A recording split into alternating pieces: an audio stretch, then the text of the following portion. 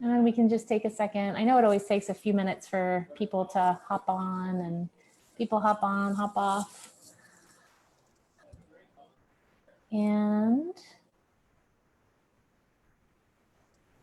here we go. It should be working. You want to confirm it, Carson, before we fully get started here on this Thursday, July 9th. Excellent. Awesome. I love it when technology works because that doesn't happen all the time. We can't assume that it will.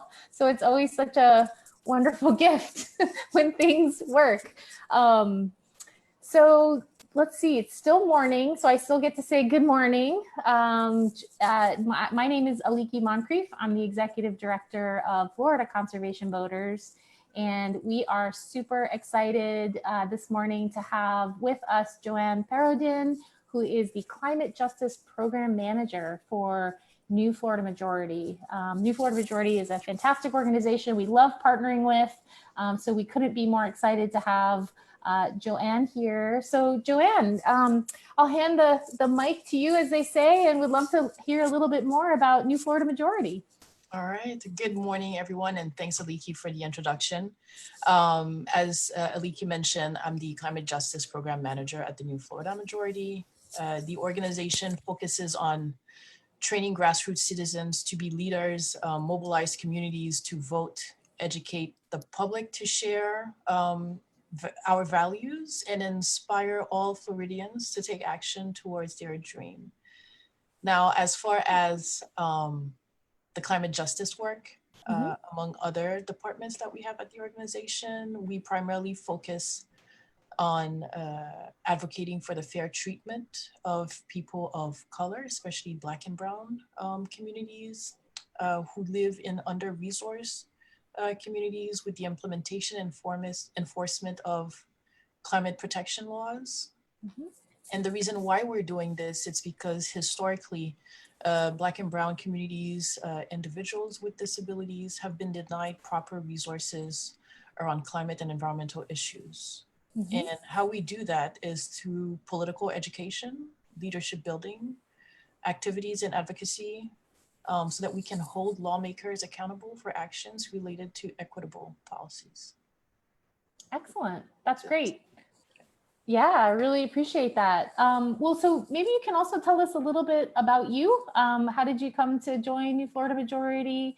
Tell us about yourself.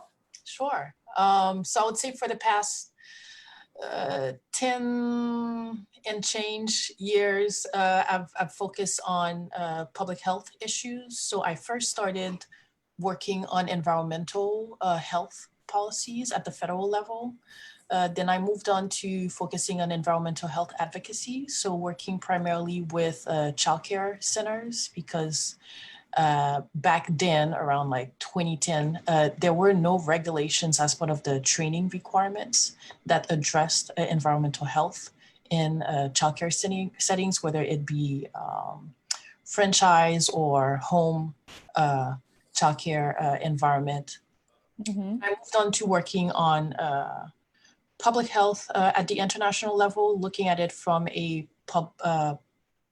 public policy lens. And, you know, being from Haiti, we had the earthquake in 2010. So my work on environmental health issues kind of got split between environmental health and disaster response. So fast forward from the quake, we then had the cholera outbreak. So I became heavily engaged in community outreach and education while collaborating and engaging with government officials and international disaster response organizations such as WHO, the United Nations, the Red Cross, to come up with instruments that could be used not only in the school settings, but also across other agencies in the country to keep individuals informed while using a strategy that is culturally sensitive. And of course, we had the earthquake in Nepal. So I moved from, you know, Haiti, focusing on work in Haiti to focusing on work in Nepal. Then we had the Ebola outbreak in West Africa. And that's when I really fully got engaged in disaster resilience issues. So what I mean by disaster resilience is, when facing a disaster, whether it be man-made or climate related, which is also man-made to some extent, how quickly is a community impacted by the crisis able to bounce back quickly? So that was my role, educating like tribal leaders, working with the Ministry of Health and other governmental agencies from the West African region to help them launch an emergency operations center for the West African region and also at the local level.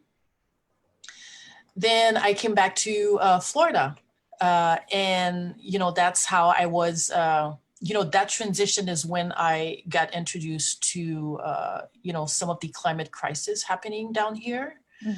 And it started with me being part of this initiative called the Florida Disaster Resilience Initiative, which covered about 32 communities across approximately 10 counties in Central and South Florida, and engaging with communities who historically have been impacted and are still impacted by the climate crisis, and assessing their as-is condition through community forums, community trainings, and surveys to really draw the picture of what the reality is in those communities and what kind of policy effort is needed and what kind of engagement and bridge needs to be built between the communities and their elected officials to move towards building resilience. And through this project, I was introduced to the New Florida Majority. And as of November of 2019, I was brought on board their team and have been working ever since as their climate justice program manager. That's great. New Florida Majority is so lucky to have you. It's like your incredible wealth of experience in so many different places, in so many different contexts. It's almost like all of that was preparing you for this moment that we're in with the pandemic that we are dealing with now with COVID-19. So we are so fortunate to have you back in Florida and working with New Florida Majority, Joanne. Well, so let's kind of dive in. And I promise I'll ask you a non-work related question at some point during this conversation so we can lighten things. But I really would love to know, can you share with folks, where does New Florida Majority work in Florida? So we currently have offices in 3 main locations. So we have an office in Miami-Dade County. We have an office in Broward County and an office in Duval County. Great. But we have partnerships with organizations like yours, the Florida Conservation Voters, among many other organizations that work across the state of Florida. So our collaboration eventually has some prints in other areas of the state. Yeah, that's great. It's the new Florida. It's the whole state. You cover between where you are, where partners are, your strategic work. You've got presence everywhere, which is fantastic. Well, so in terms of kind of the work that you do with the climate justice program within New Florida Majority, what are the top issues that you've got your focus and attention on these days? So this year, our focus is primarily on clean and renewable energy, environmental justice, but at this point, we're mostly looking at landfill sites and the impact that it has on the communities living around those landfill sites. And also food security. And as we're tackling those 3 themes, included under those themes are climate education, because you can't have those conversations without being educated on climate justice issues. And also advocacy and leadership building, because in order to drive the agenda or the movement forward, you need to build leadership in those communities and empower them to engage others in the conversation. Yeah, definitely, for sure. Well, so let's, I'd love to dig in a little bit on each of those kind of big issue areas that you just highlighted. Maybe starting with landfills. I think, it's in Florida, there's sort of this I feel like when people talk about landfills, A, they don't talk about them enough. B, they're like, Florida's mountains, right? So when you see them, they're extremely prominent because of our incredibly flat landscape. But, can you tell us a little bit, like, what's the issue? What are the problems that you're really trying to get at and trying to address when it comes to landfills? I'm glad you mentioned the mountain of Florida. When I first moved to the States from Haiti, it was I believe I was in Virginia, and I saw a couple mountains, and I asked myself, well, I knew there were mountains in Virginia, but I didn't realize there were that many mountains in Virginia. Yeah. And that's when I learned like the whole, piling of waste in landfill sites. So with what's happening in Florida, we do have several landfill sites across the state, but currently we're focusing on one issue in Miami-Dade County, and it's in Medley.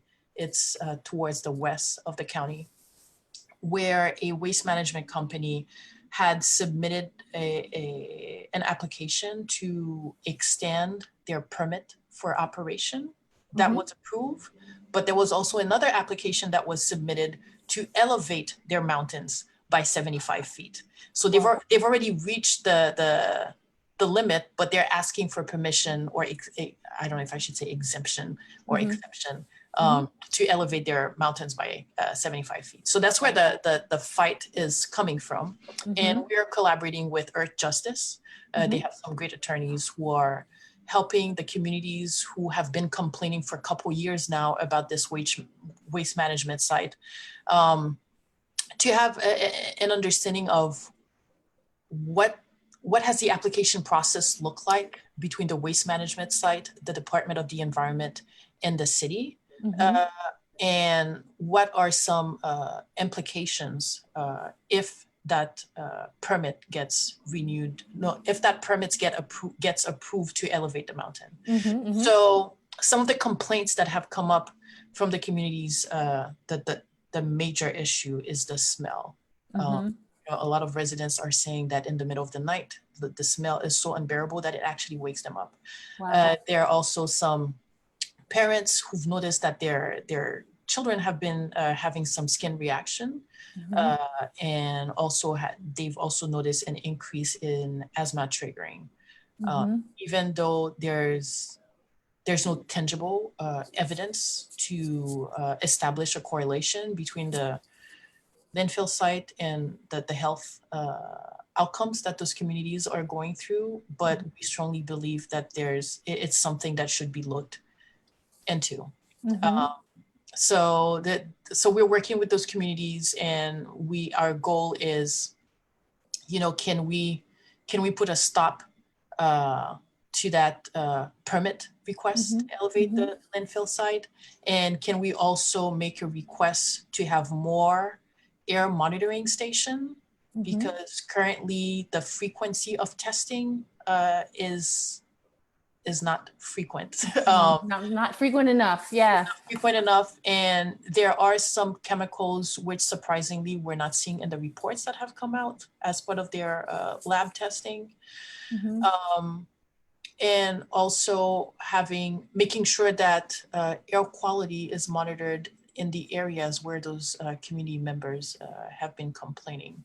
So this is like the short-term request. Now, in the long-term request, what kind of guidelines can we get approved or put in place so that when a site is selected for waste management, that it does not present any risk or adverse risk to community members? And when we think in a sustainable and regenerative context, is there another model that is greener? It's not a term that I like to use, but I'll use the term green. And what I mean by that, it's an approach that is sustainable and regenerative, and that has the least impact on our environment. So in the long term, what would that model look like? Yeah. So that's a really, the concept of regenerative, I'd love for you to help folks understand what you mean by that. I think it's really, and I really appreciate how you've laid out in the landfill context, like there's sort of this acute issue of like this particular landfill, stopping it from getting bigger, addressing the immediate impacts that it's having on people's health today. And then there's this sort of longer term, from that you learn, okay, so what's the longer term change that we need to make with how we govern landfills more generally? And so the regenerative idea, can you talk a little bit about more, kind of explain what that is? So the regenerative idea is, like, for example, there's one project that I worked on in Dominica following Hurricane Maria. And there was this tribal community.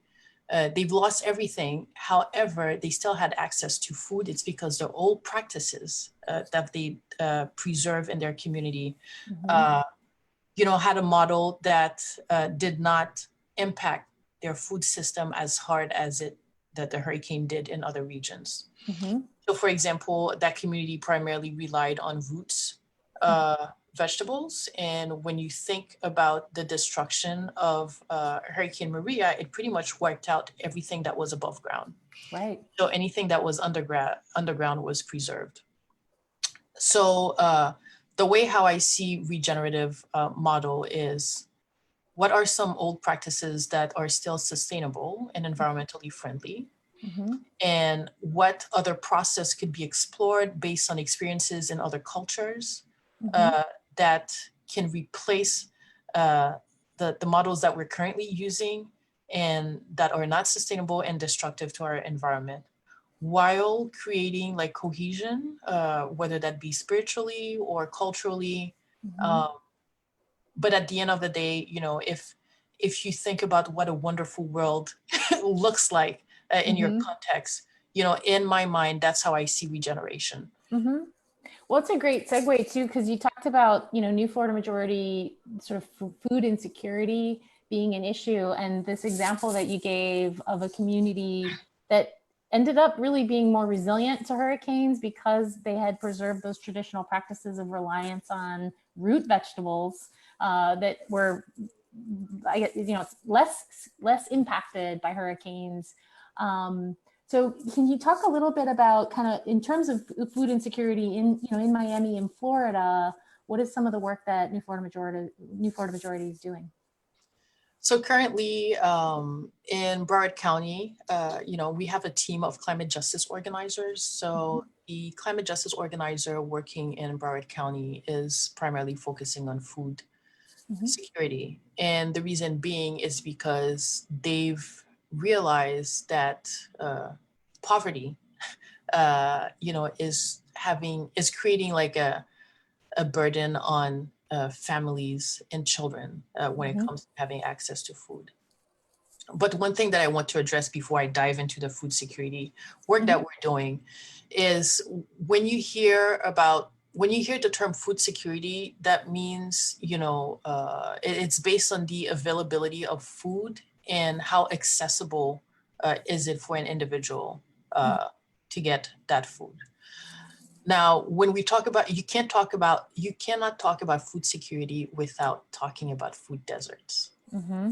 So to anyone on the call, when you think about your neighborhood, the community that you live in, how long do you have to drive or walk to get to the closest grocery store that sells fresh produce? And how far do you have to drive or walk or bike, whatever your mode of transportation is, to get to the closest liquor store?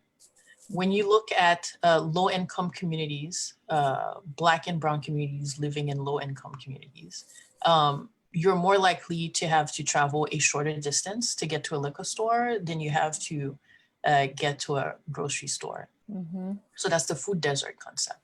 Right. Now, when we look at what's happening in South Florida, and when I'm talking about South Florida, I'm mostly referring to Palm Beach County, Broward County, and Miami-Dade County, there's a huge issue around food insecurity, meaning that it's hard for someone to actually know when their next meal is going to come and where that meal is going to be coming from. And COVID-19 is pretty much uncovering the major issues around food security. And when you look at the food distribution sites that have been activated as a result of the pandemic, the lines are long, and by the time a family gets to the front of the line, that food distribution site is out of, right? And the other challenge that we're facing is a lot of those sites distributing foods are requiring that you have a car to come to that site. So therefore, you're automatically removing the population that does not have private transportation.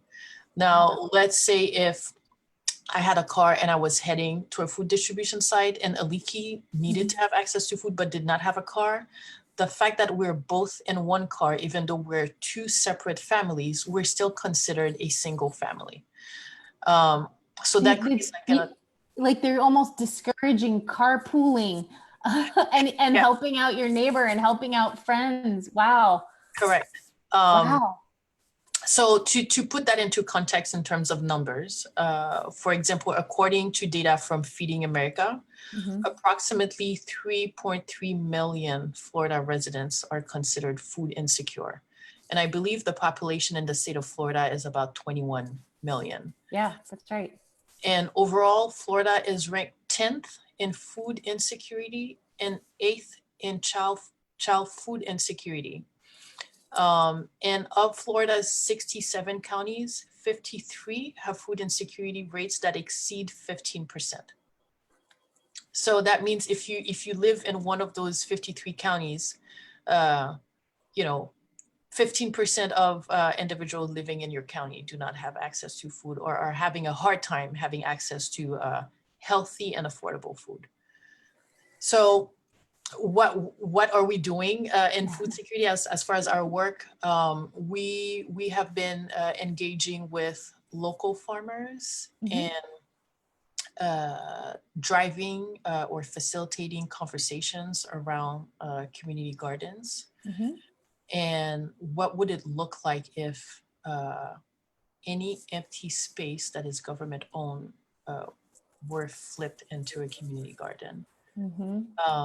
And the goal here is not to say, okay, we have a community garden that said we have access to food. We don't have to worry about, where our next meal is going to come from. Right. But it's to create cohesion within the community, educate kids in those communities that are having a hard time having access to food. And then to also have conversations around, okay, we've identified an issue in our community. What kind of actions can we take to make sure that moving forward, we can have access to fresh, healthy, and affordable food. So that's kind of like creating that bridge to connect communities with their elected officials, right. While building that social cohesion community. I am sure that folks who are watching are probably a little blown away by some of the information and the statistics that you've shared. And it's Florida, we've got to do so much better. Third largest state in the country. We need to be setting an example, and from all accounts, we're setting a bad example, actually. Yeah. Well, so let me, last little thing, not little, God, I can't believe that was like a total, last issue that you mentioned in terms of your focus points this year are on energy. So can you talk a little bit about, like, what does energy mean to you, to your work? What are some of the actions that you all are taking, the policies that you are supporting when it comes to clean energy for everyone? Okay. I think everyone here can agree that it's getting hotter, but unfortunately our electric bill is not getting lower. It's also going up just like temperature is. And I'm sure most of us are aware of the current grid system that we're running on is having an impact on not only on our economy, but also on the environment. And considering the state of Florida, we are a hurricane alley. So whenever there's a hurricane that comes through, many of us also lose power, and it takes like a while for that electricity to come back up. Now, when you look at Black and Brown communities, low-income communities, individuals who rely on electricity to run their medical devices, that's like a critical impact that it's putting on those communities and individuals. There's also, were you going to ask something? No, go ahead. Go Okay. ahead. Now, when you look at when you look at how Black and Brown communities are even hit harder by the current energy system, just from a financial standpoint, Black households pay more, whether they are renters or homeowners, on their electric bill. And some of the reasons being either they're in the lower income bracket, or their home or apartment or rental property is not energy efficient. So if you have a drafty home where you have cracks around your windows, in order to maintain your house cool, that means you have to crank up the heat higher because you have some of that cool air being wasted through those cracks. Right. And at the end of the day, you are the pressure that is being put on those communities is, you know, having to decide whether they should use the little money that they have to pay energy bills or to use that money to put food on the table. And when we look at the compounding effect of COVID-19 in families who've already been struggling with energy expenditures, is that as a result of the spike in unemployment, many families are no longer able to keep up with their mortgage, rent, and utility bills. And we are now seeing a lot of energy companies like, JEA up in the city of Jacksonville, who plans, it was actually July 7th. Today. Yeah. Well, today. It was originally July 7th. They extended it to today. So they've started today disconnecting. So they plan on disconnecting over 24,000 customers. And when you look at the zip codes where those disconnections are taking place, they are predominantly Black communities. And that includes not only your average resident, but also small businesses. So you're pretty much like destroying this little, I don't know if I should call it planet, where you have like businesses, church organizations, and residents. Yeah. Just because, as a result of the impact of COVID-19, they're unable to keep up with some of the basic resources that they need to survive. Well, on that, you in talking about energy efficiency, when you were talking about that, it made me think of, like a colander or a strainer. You cook some pasta, you put the thing with the holes, the bowl with the holes. It's like if your home, your apartment has holes, you're not going to keep water in it. Yeah. It's going to constantly be flowing, and it takes money to plug the holes, right? And so, families, whether it's small businesses, families who have the resources to make their, and then they get to reap the returns, right? In terms of lower energy bills, because they have to use less, they don't have to crank up their air as much. They can keep their bills reasonable. So it's a really vicious cycle that you described in terms of low income families really not being able to their energy bills low.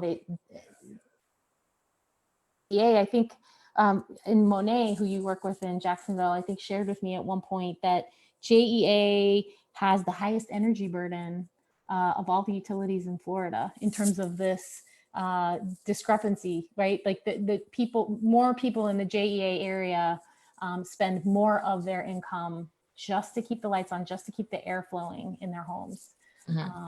So sorry, I don't know why it made me think of a colander, and I'm like, we have to help people plug the holes.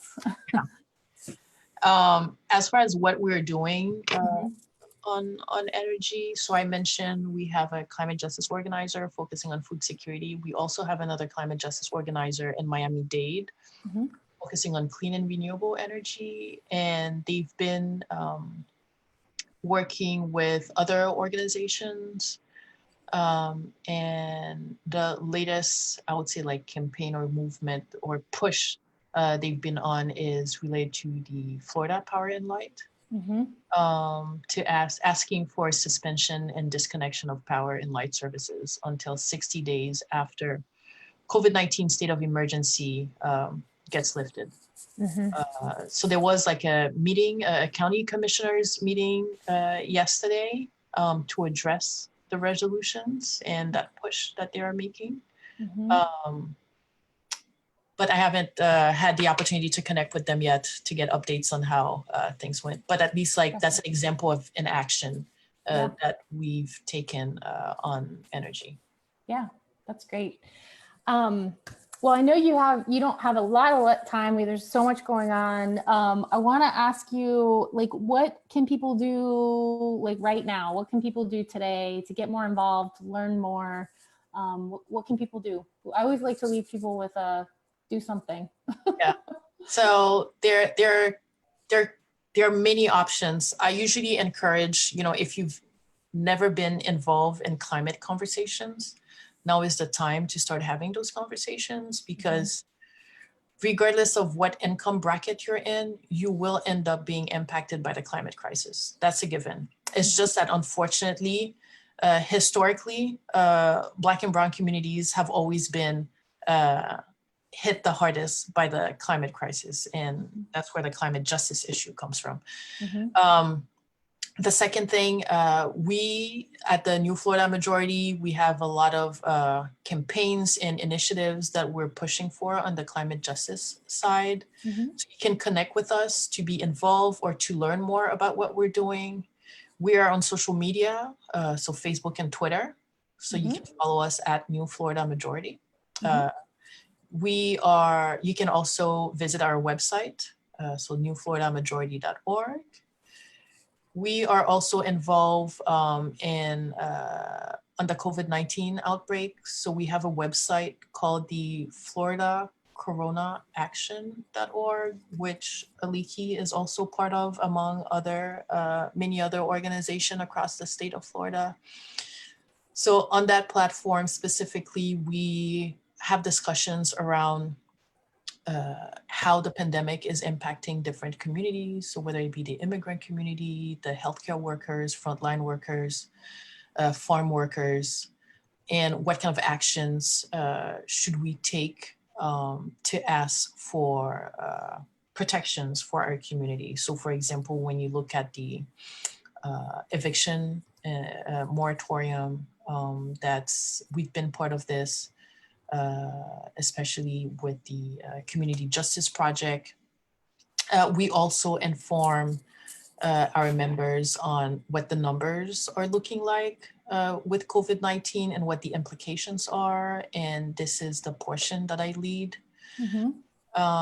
We also have a website on hurricane. So Florida is the Hurricane Alley. So I encourage you to check out that website. And what we do, we try to update information as they come in related to hurricane season. And the website for this is hurricaneflorida.org. Okay. And one thing that we're working on is a map so that once a hurricane is confirmed, any resources that is available will go on this map. Historically, access to information has been an issue, especially when it comes to information that is not provided in languages other than English. Right. But the reason why we are able to share extensive information on hurricane through this map, or on COVID-19, we also have a map for COVID that has like testing sites and food distribution sites. It's because we have community members who really care about those issues and who stepped up to be part of the conversation and also contribute to the expansion or feeding of this map. So that's like also another opportunity that volunteers have, is to be part of the movement and to also contribute to the search of information and the dissemination of information. That's great. Well, and as you were describing those, which I mean, that's a really great menu of different things and different ways for people to get involved. We've dropped the links to all of those in the Facebook conversation stream. So FloridaCoronaAction.org, NewFloridaMajority.org, HurricaneFlorida.org. There's so many great resources. We're plugging them away in the chat box. So really encourage folks who are viewing or who are viewing live or will view this later to go and visit those resources. So I know your time's precious and you've got to go. And so I do want to end, like the weekend is almost here, finally. This is just open, I think, our eyes to a lot of really heavy things. And there's a lot of work to do.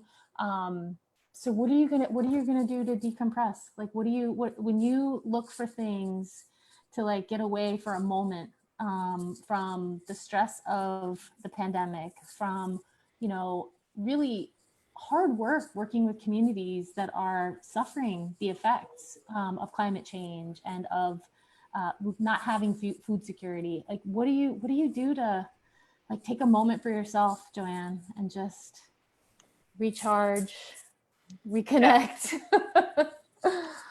There are three things that I focus on. I don't think I can ever fully disconnect with the climate crisis and the challenges that communities are facing.